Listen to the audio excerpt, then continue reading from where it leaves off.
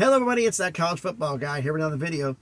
It's time for that top 25, my top 25 for week 3 of this college football season here in 2023. Well, for those of you who don't know how I do my chart, I don't do it. I'm like, oh, that one looked really good. That one looked good, but that didn't look so good, even though the one was by 30 points, one was by 4. Completely objective. I think I feel it. No, I do it by a mathematical point formula here. Basically, I'm going to explain my chart here, my point chart for how I do things. And then I'm going to recap last week's top 25 that I had. And then we'll go through this week's right now. So, basically, I base it on a point scale. If you're number 1, you're worth 1 point. If you're number 25 in the poll, you're worth 25 points. If you win a game, points are taken off of your score. If you lose a game, points are added to your score. And here's how the points work. We'll do the wins first, the ones taken away. What's the most valuable win you can have? Blowing out a top 5 school. I call it blowout 15 points or more. You blow out a top 5 school, that's the most impressive win you can have. That's minus 10 off of your score. If you just beat a top 5, it's minus 8. If you blow out a top 25, it's minus 8. But if you beat a top 25, which is 14 or less, it's minus 6. Get where we're going so far? Blow out a power 5, it's minus 6. Beat a power 5, it's minus 4. Blow out a group of 5, it's minus 4. Beat a group of 5, it's minus 2. Blow out an FCS school, it's minus 2. You beat an FCS school by 2 points or less, it's a big fat goose egg, nothing. And if you have a bye week, it's a 0. Because you're not playing. I don't give you credit for a bye week. Well, that's not fair, we're not playing. It says, yeah, they passed you up on your bye week. That's not fair, but when they have their bye week, you pass them. Everybody has the bye week, so relax. It all balances out in the end. Now, losses, I said add to your score. What's the best loss you could have? Close loss to a top 5 school. A close loss to a top 5 only adds 2 points to your score. Blowout loss to a top 5 adds 4. Losing to a top 25 is plus 4. Blowout loss to top 25 is plus 6. Losing to a power 5 is plus 6. Blowout loss to a power 5 is plus 8. Losing to a group of 5 is plus 8. Blowout loss to a group of 5 is plus 10. Losing to FCS is plus 10. And the worst possible loss you can have, a blowout loss to an FCS school, is plus 12 to your score. So you have a plus 12. Odds of you making the top 25 are not that good. So, knowing that's the point scale, put that over here. We're going to recap the top 25, my top 25 from last week. Number 1 was USC because it was based on week 1 and week 0, and USC had 2 wins. So USC blew out 2 group of 5 teams, and Georgia, who was the preseason number 1, only beat an FCS school. So group of 5 teams are worth more than an FCS. So USC is number 1, Ohio State number 2, Michigan number 3, Georgia number 4, Penn State 5, Tennessee 6, Alabama 7, Florida State 8, Oregon 9, Utah 10, Washington 11, Texas 12, Oklahoma 13, Oklahoma State 14, Clemson 15, Oregon State 16, LSU 17, Wisconsin 18, Duke 19, Notre Dame 20, North Carolina 21, Kansas State 22, Colorado 23, Tulane 24, and Ole Miss 25. It's kind of funny because Tulane and Ole Miss played each other, the bottom 2 in the top 25. So after all the games that happened this past week, how's the top 25 looking? Well, we only had 1 school drop out. And that was number 24, Tulane, because they lost to Ole Miss. We have 1 debut. So, top 25, how's it going? Well, number 1 still is USC. Michigan climbs up a spot to number 2. Georgia climbs up a spot to number 3, because both of them played group of 5 schools and blew them out. 4 is Ohio State. You blew out an FCS school. It's worth less than blowing out a group of 5. So they dropped 2 spots from 2 to 4. Penn State stays the same at 5. Florida State climbs 2 spots to number 6. Tennessee beat an FCS school. Doesn't count as much, so they dropped 1 spot to number 7.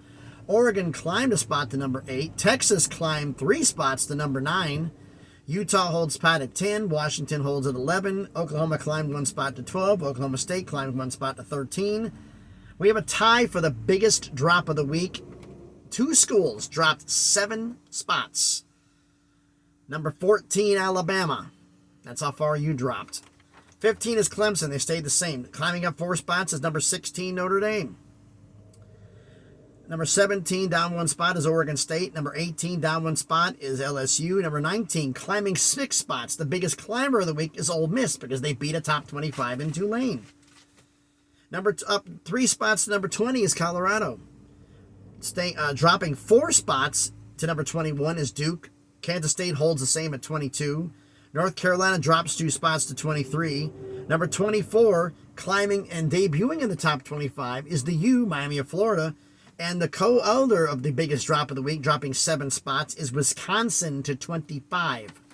Like I said, this is based on points, not on, well, Colorado wins seam, but that's emotion. This is a numbered chart.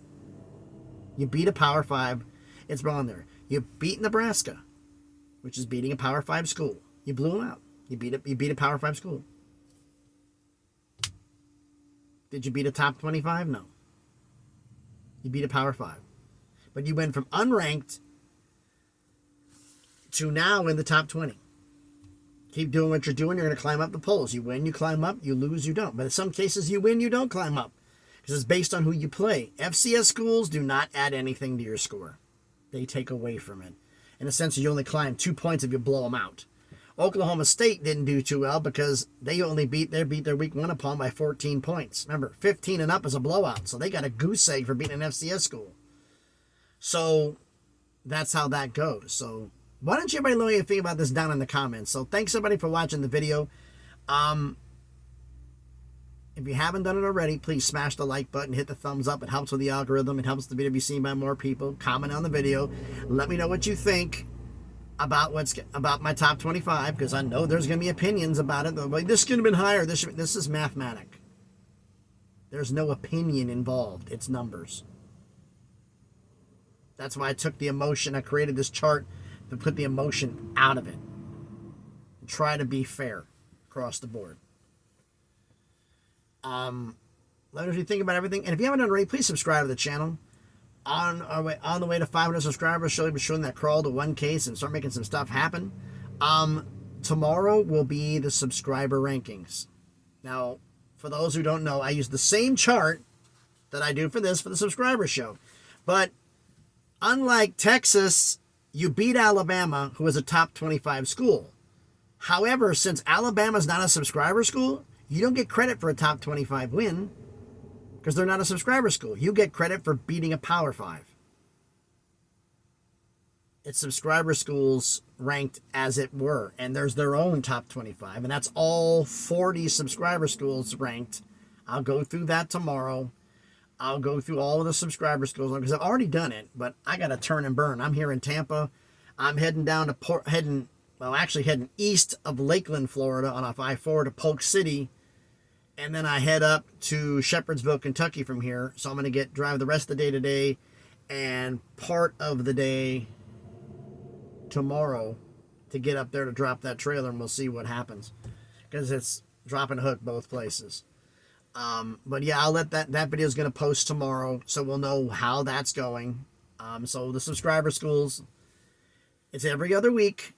So there's going to be 3 games for some teams involved in the subscriber rankings, just to get everybody impressed, because some teams are going to go up. It's based on what you did week 0, week 1, week 2. The next one will be week 3 and week 4. Then 5 and 6, 7, 8. And the last week, which will be week 17, and then week 17 is week 13, which is week 13, the conference championship games and the bowl games and or college football playoff.